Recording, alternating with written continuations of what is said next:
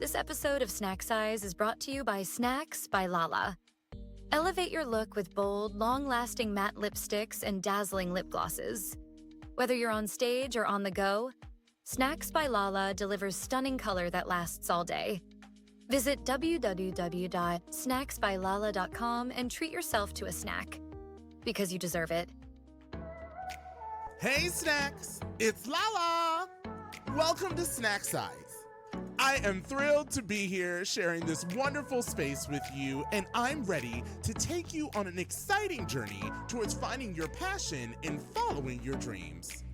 So whether you're discovering new interests, setting bold goals, or just looking for a dash of inspiration, know that every moment is worth celebrating and every dream is within reach.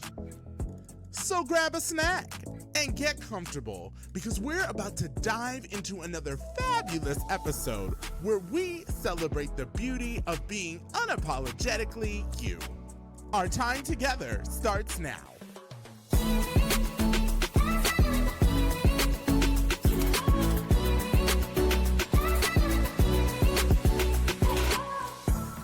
Hey Snacks! Welcome back to Snack Size the podcast, and on this very special episode, we are joined by Miss International Queen USA, Lo Colby. Behind the crown, Lo is an entrepreneur, advocate, and performer using her platform to champion economic empowerment for the LGBTQ plus community. On this episode, we're going to talk about imposter syndrome, embracing sobriety, building successful businesses, and why authenticity has been the key to her journey. This is one of the most honest and inspiring conversations I've ever had on this podcast, where we talk about resilience, purpose, and creating opportunities for others. So it is my honor to welcome Lo Colby. Hi, Lo. Welcome to Stack Size. Hi, so nice to see you. For people who may not know who you are, introduce yourself to the audience. I'm Lo Colby. I'm your Miss International Queen USA 2025. I'm originally from Hawaii, but I now live in West Hollywood, California. Is it fabulous? It's difficult. I'm not gonna sugarcoat it. It can be fabulous. We have the glitz and the glam, but this is a tough city. This is a city where you have to hustle till you make it. Yeah. Yeah. So before, the pageant titles and all the work you're doing now, tell us about your journey that shapes the person we see today.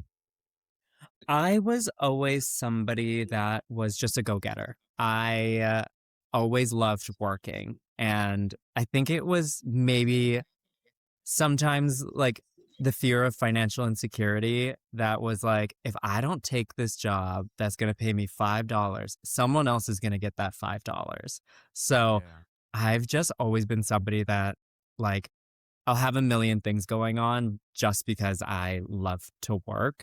I've been in the corporate world for a long time. I'm a drag queen, dancing around for a couple dollars every weekend. And then I started turning some of those things into businesses. And what I realized was it is so fulfilling to put your passion into a business idea, because if you can turn your obsession into a business, you're going to be successful. That is like my one big thing to entrepreneurs. If you're obsessed with it, you're going to be successful. That is the same thing I've done with mine. So I moved to Minneapolis just with a dream to become a successful drag queen. And now I run my own show that gives opportunities. So I admire people who've been able to take their art and turn it into business. It's not the easiest thing to do. What are the businesses you've turned it into? And tell us about that. What was that process for you? So when my drag mother got on season 15 of RuPaul's Drag Race. Sasha, right? Sasha Colby, yes. Yes. When me and one of my best friends were like, West Hollywood doesn't have a big viewing party. And we had a club at our hands and it fits 1,000 people. And we were like, I bet you we could do something really big here. So what we did was we created an event production company. And we started with the viewing parties, and we flew all of the season 15 girls every week to host a viewing party because no one was flying out girls to host viewing parties in LA. And so we just took a chance and we had no idea what we were doing. We didn't even know how to set up the cable to the club to put up on all of the screens. We got it done the day before. It was a nightmare. But honestly, as somebody that never got on Drag Race, it was so fulfilling to make money off of Drag Race girls. Hey, I get it. No, I get that. That's real. That's real. Yeah. No, You know, definitely. it's so funny. When Sasha had her first strip tour, she did the openers, and I was one of them. Oh, yay! Yeah, I was when she came to Minneapolis. And you know what's crazy? Unfortunately, I didn't even get to meet her. So this was not a question I was going to ask. But what is she like? Because I didn't even get to meet her. Everyone has kind of this similar, whenever somebody meets me and they're like, oh my God, you're Sasha's daughter. She's so nice. She's so lovely. She's so personable. And she is all of those things. But I'm her daughter. Yeah. So, she's somebody that's always kept it real with me. And vice versa, I've always kept it real with her, which is why her and I are so close. But the biggest thing is she just wants people to be themselves. That's it. She never wanted me to be her. Yeah. I'm not the dancing diva of West Hollywood, so I was never going to be her. But, I'm very lucky to have her in my life. All things put aside, Drag Race, whatever, I'm very lucky to have her. When I work with people on that level, I can always tell who they are by the team they have. And the team that she had on the tour was absolutely amazing. They were so kind, so wonderful, really made sure I had everything I needed for my performance. So I had such a good experience. I'm really sorry I didn't get to meet her, but she sounds amazing.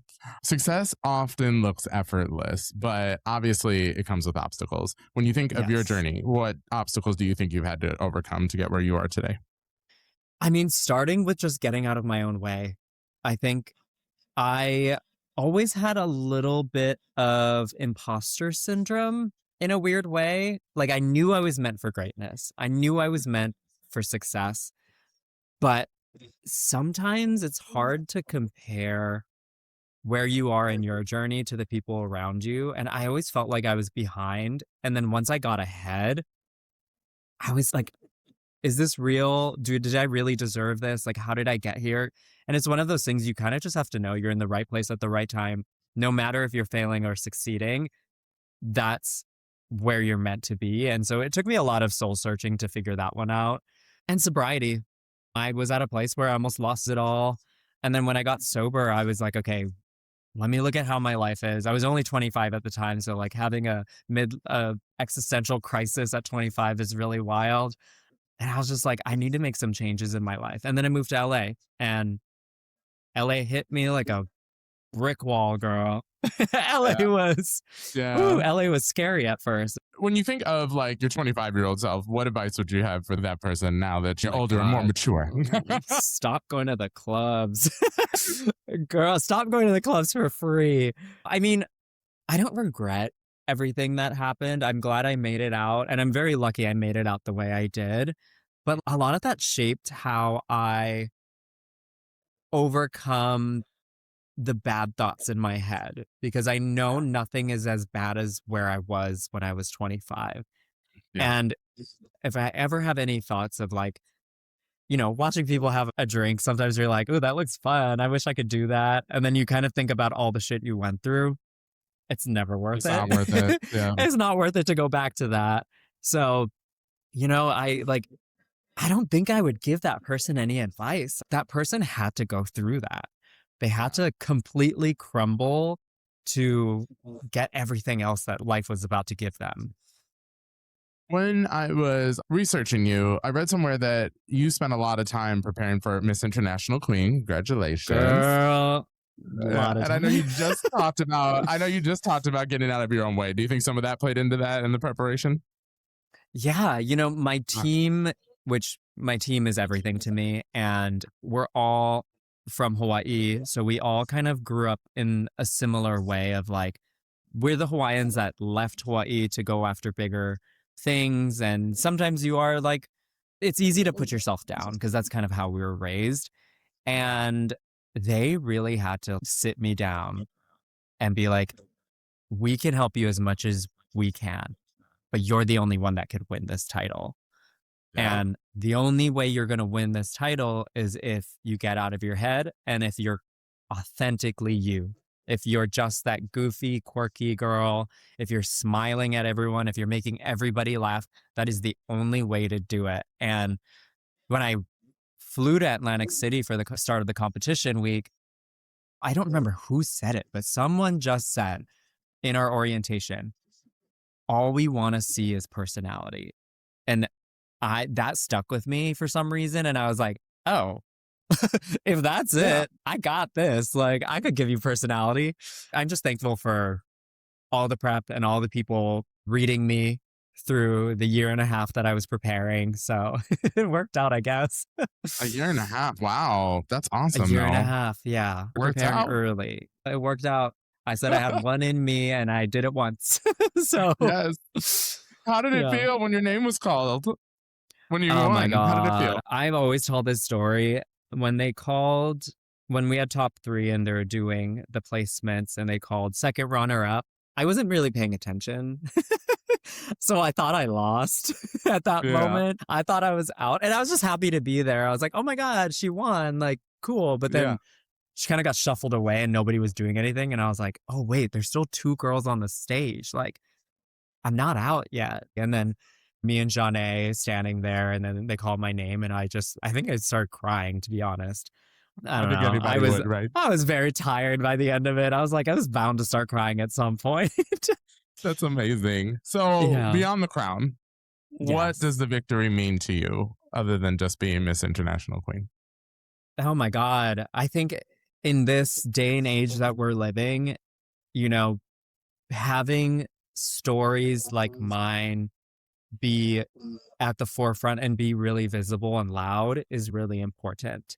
I'm not going to lie, it's a terrifying place to be this visible as a trans woman in this country. But I think it's really important to show a side that maybe traditional media has never painted us in, or has tried to like hide this part of the lives of trans people. Trans people are successful. Trans people are intelligent. Trans people are powerful and resilient. I mean, those are stories that we have to be telling. And the only people to tell them are ourselves, because we live it. So it's a tall order, but I'm willing to take the order. It is. And you have such a way of using this platform to advance those issues that you care about. One of them is economic empowerment that I know that you're trying to champion. So talk to us about that and what you want to do.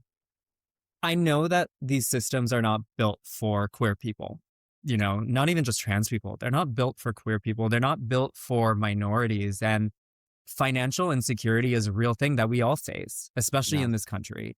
And if my platform can help at least one trans person go out and have the confidence to go after what they deserve in life, what they dreamed of in life, and, really change their situation and the situations around them, I've won. I know that I can't change the world. I know, but what I can do is offer tools to help my community be able to go in rooms and not worry that people are looking at them because they're trans. That they can go in a room because they deserve to be in that room. And that's so important for the queer community to understand. We are just as deserving to be in these big rooms behind the big glass door, or not glass door, whatever, behind the door, and that you belong there just like everybody else. Absolutely. So you recently launched Negotiate Your Narrative with Be the Transformational Change Fund. How did this come about? Be the Transformational Change Fund is essentially almost centered around what my platform is. And one thing that they definitely invest in is, especially when it comes to the trans and queer community, one thing that we as a community struggle with is that there's not enough data about us. So they really pride themselves on using data to then develop tools that will help trans and queer people in the workforce. Negotiate Your Narrative is one of those tools that allows people to go through a program to at least build the vernacular of how to handle difficult situations. Okay. Because if you are educated and you have enough to speak on or change the conversation that's happening in an uncomfortable interview or with a boss or HR, I mean, that already puts you above most people, to be honest, because most people, they don't teach us how to get a job in school. Mhm. They don't Exactly. They teach really these don't. things, and this is the biggest thing about this program that is so important, is that this is a free tool. One thing that I don't believe in is, and look, I don't knock anybody trying to get a dollar. We're all trying to get a dollar. But have always struggled with these career focused tools that people that don't have jobs have to pay for. So, you know, this organization and this program really allows anybody to be more empowered and take their career into their own hands. And I know this is just a drop in the bucket. I understand that there's a lot out there against us, but the more tools and the more programs we have like this, the better off our community is going to be. Have you seen success stories? Has it helped you? How does the program work for people who need it? So I think you can definitely choose your own journey. Somebody that is maybe entering the workforce or somebody that is already in it to build more of their professional skills. But really, this is your tool to understand how to change the narrative of, hey, I know I might be a little bit different and you're interviewing me for this job or I'm coming in for a promotion, but changing the narrative of focusing less on what I look like, what I identify, and really saying, I am more than capable because of XYZ to then get this promotion or to get this job.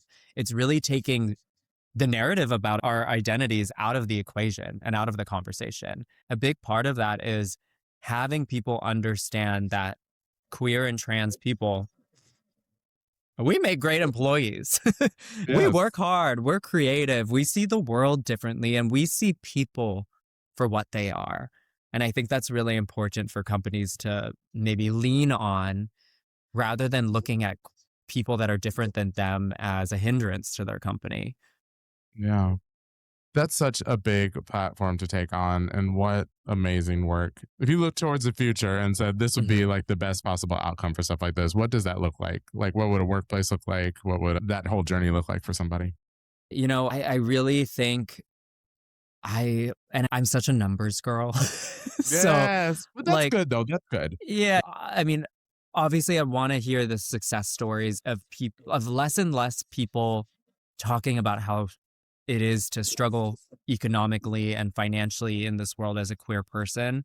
But also, now that we have programs and we have foundations that are tracking data on queer communities, especially within the workforce, I just want to see things trend more positive.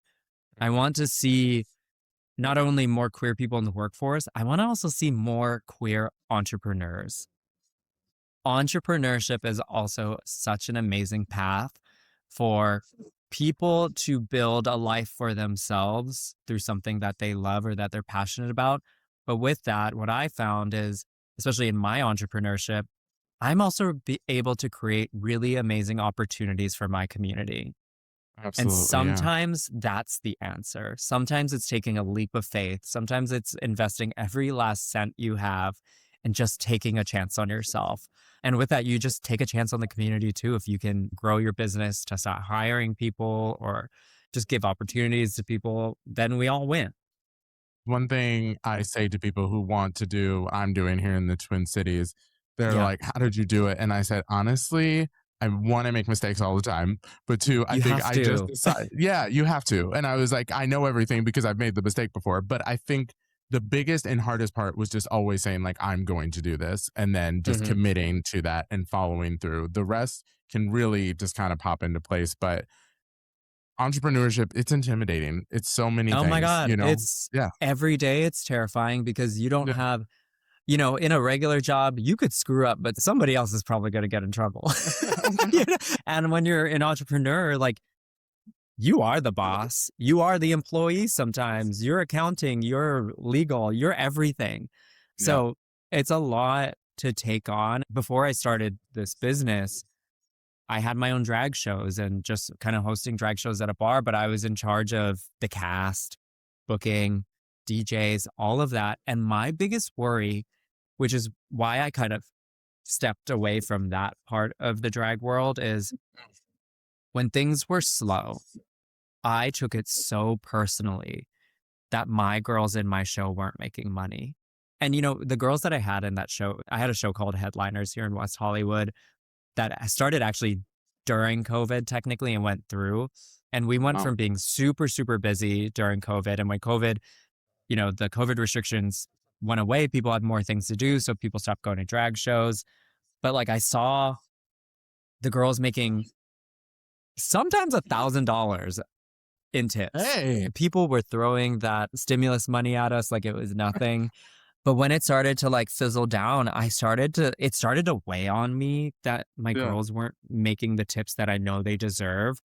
But it was our only chance for girls that don't get to hang out with each other on a different basis, that they always said yes to doing my show because they just loved hanging out with all of us. But it like killed me inside and I shouldn't have taken responsibility for all of that, but I did. And I'm sure you sometimes, like if you have a bad day, you're shit. Yeah. Like this is so embarrassing I interestingly enough mentor a 16-year-old queen.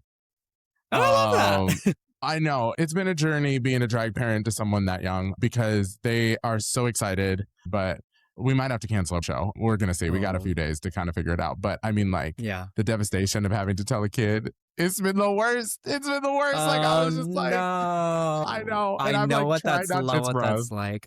I know, especially with like nowadays where like bars aren't really willing to take on the risk of drag shows. So then you have to do ticket sales, but ain't no one buying a ticket sale up until 5 minutes before the show. And then you have, you have to cancel even though people are planning on coming. It's not easy. And it's terrifying. And of course with business, you're going to have ebbs and flows, but man, it sucks. It sucks when like other people are depending on you and your resources. Yeah. I get it. And I'm so glad that you understand that. I've actually never talked about that. I think it's a part of my life that does stress me out that I think people don't think about, And people need to realize, like, especially drag queens, like it's happening to everyone in every city. Like there's now an influx of drag queens and drag shows. But at the same time, drag shows are dependent on people having excess cash. Like that is what our business is kind of based on because that's how we also make our money. So when times are tough, people cut out going to the bars and people cut out going to drag shows, And it's one of those things like we can't really stop because this is our livelihood. But at the same time, we have to understand like it's tough out there for all of us. I hope that we get to a better place, one as a country, but more importantly as a community. And I'm talking about the queer community in general, but then more importantly, performers, because I hate to say it, I feel like when this type of stuff happens, we're the first to feel the brunt of it. I hope it changes. Definitely. I think it will. Important. Yeah. Yeah. Me too. It will. We just gotta, maybe we don't buy a new wig right now or like, try to learn to sew. Interestingly, my theme for this Pride, I said, I'm not buying anything new and it's going to be happy just to be here. I was like, I'm showing up as I am and we here and we're doing it, but they're not getting nothing new this year. I am in the same boat. I was like, I have great costumes. I know everyone's been seeing me in them a million times over, but this is what I got right now. I just can't spend money. God, and prices on things right now for drag is the shipping wild. Alone. The shipping alone is ridiculous. Girl. Even a shake and go wig, something that I might have bought on Amazon for $20 back then is $70. You've got to be kidding me. You have got to be kidding me. If I have to buy another thigh high, I'm going to lose my mind. I'm going to lose it. So what's coming up for you? What's next? Going to Thailand and competing for the international crown is what I'm focused on right now. It's a ton of work. It's a ton of preparation. It's really nonstop. But I told myself, I told my friends, I was like, look, our normal years and our normal summers, I can't be as present as I'd like to be because, I have this giant dream of mine that's literally in front of my face in September that I have to kind of shift my energy to focus on that, unfortunately. Yeah. I knew going into it that, competing for USA, I knew that the work was just starting if I won that. And now that I've won, it's been like full force up until, it's going to go till September, till I leave. But that's what I wanted, I'll be tired after I win that other crown. Absolutely. Is there a category you're feeling the strongest about? I'm so comfortable doing interview. I think sometimes people approach pageants with putting on a front and putting on this prim and proper pageant thing that people expect out of us. I don't know how to do that. I'm rough around the edges. I am quirky. I am kind of goofy. So I don't know how to not be that. And I think it works in my favor, but I also have to remind myself sometimes, like, girl, you're in a competition. You gotta you gotta reel it back just a little bit. But yeah, let them have it. That's what I say. Let them have it.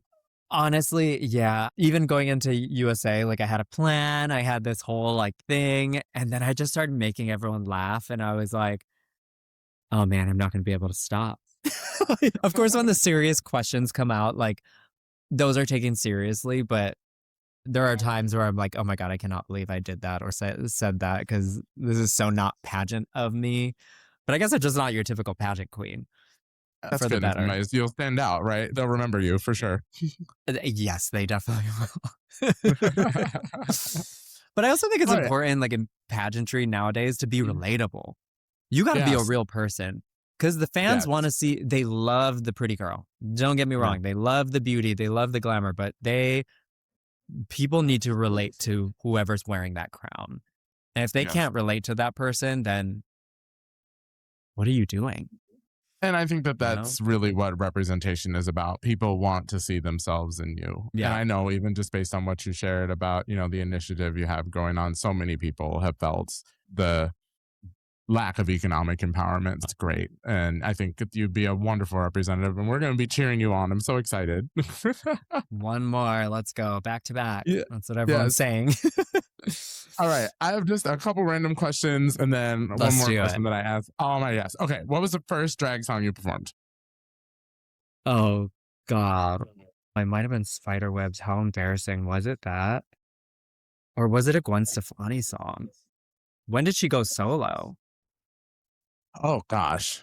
I'm old though, girl. I was like, why do I feel like she was solo when I was still in my teens or something? Yeah. Nope, it was Underneath It All. Oh, okay. I do like that song. I like that song. Yeah. It was a good choice. Yes. It was a choice. What's one thing you can't do a performance without? Oh my God. A nude For lip. me, it's duct tape. It's duct tape, but not for the reason people think. It has to be Gorilla. Yes, I duct tape my wigs down. Yeah, and it has to be Gorilla because any other brand, the wig will fly off my head. So yeah. Oh my God. Are you a head sweater? No, I don't. Maybe a little, enough for the tape to be a problem, but it's not terrible, So, yeah. But yeah. Yeah. I'm saying this because I'm starting to change to synthetic wigs because I'm sick of it. I love a long, blonde human hair unit. Okay. But I'm also lazy when it comes to styling wigs because with any young drag queen out there, if you're going to start investing in human hair wigs, I'm telling you this, you have to style it every single time you plop it on your head. Every single time. I am going back to synthetic wigs. I'm done. I recommend newer queens just do synthetic. It's so hard to deal with. I'm done. They're beautiful, stunning, but yeah, gorgeous. It's a lot of work. Yeah, it's too much work. I don't have the time. All right. So a question I ask every guest is, what do you feel the secret is to a happy and fulfilled life? I truly think it is surrounding yourself with people that are genuinely happy for your success. There are so many people out there that have a hard time celebrating successes of other people because of the why is that not me? But having people around you that are just so genuinely happy for you makes everything worth it. It really does. And it's so good to have that kind of support system too. Because sometimes you don't believe it yourself. And it's always amazing that when you're in a hard place, or even if you know someone that's in a hard place, who shows up for you, and that's when you really it's not learn always who your family. it's not always a pretty in life. And the real ones stick with you when it's ugly. And it's not always who you think it's going to be either. That's the one thing. Nope. Yep. Yeah. I agree. Well, thank you so much for sharing. If people want to follow you and know more about your journey, where will they do that at? You can find me on all social platforms at the Lo Colby. That's TheLoColby. And Yes. follow my journey to the crown. We're so excited. And I definitely will be keeping up on Negotiate Your Narrative. I think that's absolutely amazing. So I know that changed a lot of lives. Yeah. Yes. Thank Awesome. you. Well, thank you for being on Snack Size and Snacks. Until next time, be safe, love one another, and go be fabulous. Bye. Hey, Snacks. I hope you enjoyed this episode of Snack Size, the podcast. And since I know you don't want to miss out on the party, you can head on over to www.snacksizepodcast.com to catch up on all of the episodes. This episode was brought to you by a grant from the Minnesota State Arts Board. Until next time, go out into the world and remember that you are fabulous.